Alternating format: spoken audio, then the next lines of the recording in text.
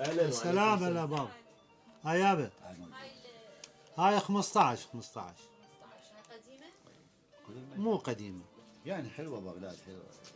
قهار منطقه شعبيه بالحريه شيخ احمد. حريه تندلها فيها نادي صغير منطقه شعبيه هسه. عندنا نادي بمكان خاص للباليه. احنا وين شلون احنا كنا معسكر كنا بالكشافه.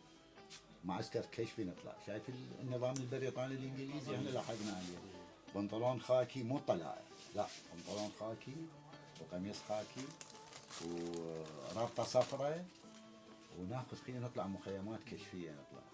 سامع بالكشافة. سامع. اي بس نفس البريطاني كان. نفس الانجليزي. هاي شو وقت هاي بس 68 69 يمكن. اي هنا فترة الستينات. جهاله 69 اكو هيك نظام بريطاني كمنطقه شعبيه يعني منطقه شعبيه عاديه يعني. تروح مبات خيام نطلع هناك التدريس.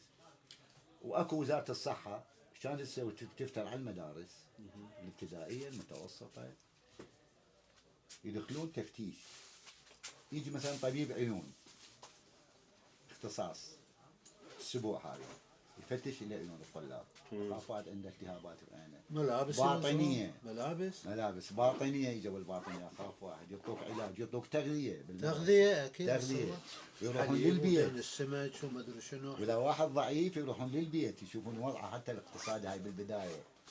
الوضع الاقتصادي بداخل البيت يروحون للبيت عليه يشوفون الوضع ماله شنو اسباب السوء. انتم سبب بحب بغداد اليوم. ما شفت شيء جيد ببغداد حتى احبه. ما شفت شيء جيد بوطني حتى اتمسك به. فصراحه من اميل او ارجع للتاريخ اللي انتم نقلتوه. حببتوني. يصير عندك حافز. حببتوني حفزتونا على حب البلد.